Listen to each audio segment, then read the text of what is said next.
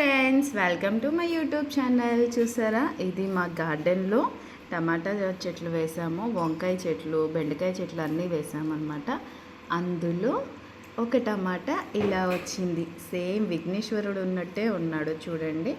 ఎంత చక్కగా ఇటు కాళ్ళు, ఇక్కడ కాళ్ళు వచ్చి, ఇది తలకాయి, ఇది మళ్ళీ తొండంలాగా ఎంత చక్కగా వచ్చిందో చూడండి.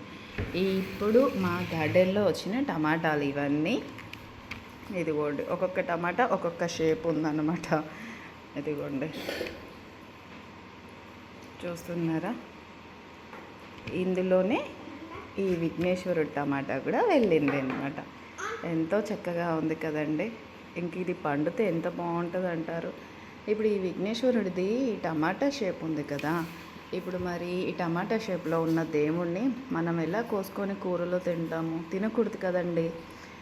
ఏంటో కామెంట్ చేయండి, ఏం చేయాలి దీన్ని అనేది కూడా నాకు కొంచెం చెప్పండి.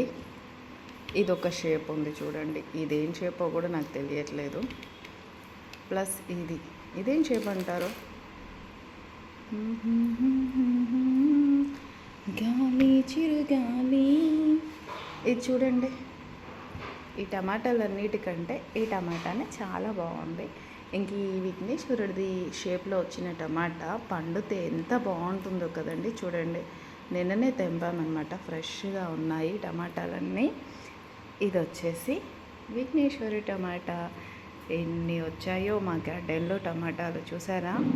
ఇంకా నెక్స్ట్ బెండకాయలు, వంకాయలు కూడా వస్తాయి.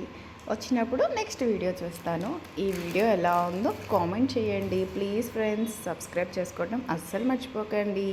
Thank you for watching. Bye bye.